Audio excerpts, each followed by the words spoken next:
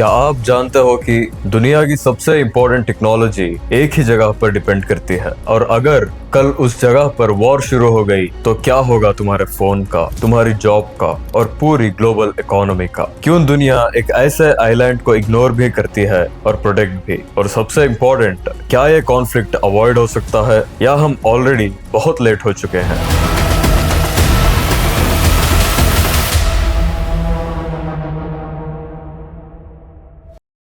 Taiwan एक ऐसा island है जिसे दुनिया ऑफिशियली कंट्री नहीं मानती, लेकिन जिस पर दुनिया प्रैक्टिकली डिपेंड करती है। ये साइज में सिर्फ केरला जितना है, जिसकी पॉपुलेशन सिर्फ 2.3 करोड़ है। मैप पर एक छोटा सा टुकड़ा चाइना के बिल्कुल साउथ ईस्ट कोस्ट के सामने है। अगर तुम ग्लोब को देखो तो पहली नजर में अजीब लगेगा कि इतने छोटे आइलैंड के लिए इतना बवाल क्यों, लेकिन जियोपॉलिटिक्स में साइज मैटर नहीं करता, लोकेशन करता है। ताइवान एक ऐसी लाइन पर बैठा है जिसे एक्सपर्ट्स फर्स्ट आइलैंड चेन कहते हैं। जापान से शुरू होती है ये चेन, ताइवान से गुजरती है और फिलीपींस तक जाती है। समझने के लिए आसानी से सोचो, ये एक नेचुरल वॉल है जो चाइना को पैसिफिक ओशन में फ्रीली जाने से रोक रही है। जब तक ताइवान इंडिपेंडेंट है, ये कम से कम चाइना के कंट्रोल में नहीं है, तब तक चाइना एक बड़े बॉक्स में बंद है। उसकी नेवी इतनी आसानी से बाहर नहीं जा सकती, उसका इन्फ्लुएंस एक लिमिट से आगे नहीं बढ़ सकता। लेकिन अगर ताइवान चाइनीज कंट्रोल में आ गया, वो वॉल टूट जाती है। चाइना डायरेक्टली पैसिफिक ओशन में एंटर करता है और फिर अमेरिका के लिए एशिया पैसिफिक में डोमिनेंस मेंटेन करना बहुत मुश्किल हो जाता है। ये पहला रीजन है,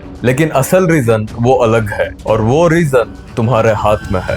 लिटरली, जो फोन तुम्हारे हाथ में है अभी, जो लैपटॉप तुम्हारे घर में है, कार जो तुम्हारे पास है, जो मिसाइल्स इंडिया के पास हैं, जो सैटेलाइट्स स्पेस में है, जो एआई सिस्टम्स क्लाउड पर चल रहे हैं, सब में सेमीकंडक्टर चिप्स हैं। और ये चिप्स बनती कहाँ है? एक कंपनी है TSMC, Taiwan semiconductor manufacturing company. ये एक फैक्ट्री नहीं है, ये दुनिया की सबसे एडवांस्ड चिप मैन्युफैक्चरिंग फैसिलिटी है। एप्पल से लेकर एनवीडिया, AMD, क्वालकॉम और बाकी सब बड़े नाम सारे TSMC पर डिपेंड करते हैं, और TSMC है ताइवान में। कोविड के टाइम क्या आपको याद है, एक छोटी सी चिप शॉर्टेज आई थी, कार्स मैन्युफैक्चरिंग रुक गई थी, महीनों तक वेटिंग लिस्ट था नए फोन्स का। वो बस एक ट्रेलर था, टेम्पररी था। सप्लाई चेन सिर्फ थोड़ी देर के लिए रुकी थी, और अब ताइवान वॉर वो फुल पिक्चर होगी। प्रोडक्शन फ्लो पूरी तरह टूट जाएगी, टेक इंडस्ट्री फ्रीज हो जाएगी, कार प्रोडक्शन रुक जाएगा, और मिलिट्री हार्डवेयर का डेवलपमेंट भी धीरे पड़ जाएगा। और ये AI सिस्टम्स जिन पे दुनिया के अगले 10-20 साल डिपेंड करते हैं, वो सब रुक जाएंगे। ये एक आइलैंड का सवाल नहीं है, ये टेक्नोलॉजी का हार्ट बीट है। अब यहाँ एक जरूरी सवाल आता है, ये सब क्यों हुआ और ये टेंशन आई कहाँ से? साल 1949 में चाइना का सिविल वॉर खत्म हुआ। एक तरफ थी कम्युनिस्ट पार्टी माओ जेडोंग के लीडरशिप में, दूसरी तरफ थे नेशनलिस्ट शियांग काइशेक के साथ। आखिर में जीत कम्युनिस्ट की हुई, मेनलैंड चाइना उनके कंट्रोल में आ गया, और जो हारे वो पीछे नहीं रुके, वो समुंदर पार भागे और ताइवान जा पहुंचे। उस दिन एक ही देश के दो अलग वर्ल्ड्स शुरू हो गए। मेनलैंड चाइना, जहां कम्युनिस्ट पार्टी का पूरा कंट्रोल है, एक ही पार्टी का सिस्टम, कंट्रोल्ड इकोनॉमी और टाइटली कंट्रोल्ड मीडिया। ताइवान एक डेमोक्रेसी जहां फ्री इलेक्शंस और फ्री प्रेस के साथ लोगों ने अपनी एक अलग पहचान बना ली है। और यहीं से एक अजीब सिचुएशन शुरू हुई। दोनों तरफ खुद को रियल चाइना कहा जाने लगा, दोनों ने अपना अपना सिस्टम चलाया। बीच में सिर्फ 130 किलोमीटर का समुंदर था, लेकिन उस पानी के पार कभी टेंशन खत्म नहीं हुई। आज जी जिनपिंग खुलकर कहते हैं, ताइवान का रीयूनिफिकेशन हमारा हिस्टोरिकल मिशन है। उनके लिए ये सिर्फ एक पॉलिटिकल एजेंडा नहीं है, ये उनकी पर्सनल लेगेसी का सवाल है। चाइनीज कम्युनिस्ट पार्टी के लिए भी ये एक अनफिनिश्ड बिजनेस है जो पिछले 75 साल से अधूरा पड़ा है। लेकिन दूसरी तरफ ताइवान के लोगों ने अपनी अलग ही पहचान बना ली है। सर्वेस ये दिखाते हैं कि ज्यादातर लोग ना चाइना के साथ मर्ज होना चाहते हैं और ना ही वॉर चाहते हैं। वो बस अपनी लाइफ जीना चाहते हैं, अपनी डेमोक्रेसी के साथ, अपने सिस्टम के साथ, अपना ताइवान। इसीलिए अब ये सिर्फ जमीन का डिस्प्यूट नहीं रहा, ये इमोशंस का सवाल है, ये आइडेंटिटी का सवाल है। और जब आइडेंटिटी बीच में आ जाती है तो कॉन्फ्लिक्ट और भी ज्यादा डेंजरस हो जाता है। तो फिर सवाल आता है, अगर चाइना इतना चाहता है ताइवान को, तो अभी तक कुछ किया क्यों नहीं? इसका जवाब एक वर्ड में है, रिस्क। ताइवान स्ट्रेट, वो 130 किलोमीटर का समुंदर, वो क्रॉस करना उतना सिंपल नहीं जितना मैप पर दिखता है। ये एक मेराइन इन्वेजन होगा, मतलब चाइना को अपनी फौज को पानी के रास्ते ले जाना पड़ेगा, जहाज से उतरना पड़ेगा और दुश्मन की टेरिटरी में घुसना पड़ेगा, जबकि वो पूरी तरह से तैयार बैठे हैं। वर्ल्ड वॉर 2 का डी डे याद करो, अलाइड फोर्सेस ने नॉर्मैंडी बीच पर लैंडिंग की थी। डिस्टेंस सिर्फ 32 किलोमीटर थी और फिर भी वो एक ब्लड बाथ था। उनकी प्रिपरेशन महीनों की थी, कैजुअलिटीज हजारों में थी, और वो तब था जब दुश्मन उतना एडवांस भी नहीं था। ताइवान 130 किलोमीटर, और ताइवान ने अपनी पूरी डिफेंस इसी एक सिनेरियो के लिए बिल्ड की है। एंटी शिप मिसाइल्स जो समुद्र में चाइनीज शिप्स को रोक सकती हैं, एयर डिफेंस सिस्टम्स जो एयर स्पेस कवर करती हैं, कोस्टल डिफेंसेस जो बीच लैंडिंग को नाइटमेयर बना देती है, और एक स्ट्रेटजी जिसे कहते हैं एसिमेट्रिक वॉरफेयर, मतलब बड़े दुश्मन से सीधा मत लड़ो, उनकी कॉस्ट इतनी बढ़ा दो कि वो खुद हार माने। और फिर है अमेरिका। यूनाइटेड स्टेट्स ताइवान को ऑफिशियली कंट्री नहीं मानता, लेकिन वेपन्स देता है, ट्रेनिंग देता है और एक पॉलिसी मेंटेन करता है जिसे कहते हैं स्ट्रेटेजिक एम्बिगिटी। मतलब अमेरिका ये क्लियरली नहीं बोलता कि अगर चाइना ने अटैक किया तो वो डिफेंड करेगा या नहीं, और यही एम्बिगिटी चाइना को रोक रही है। अगर इस कॉन्फ्लिक्ट में अमेरिका डायरेक्टली इन्वॉल्व होता है तो बात सिर्फ 2 कंट्रीज तक लिमिटेड नहीं रहेगी। जापान और ऑस्ट्रेलिया जैसे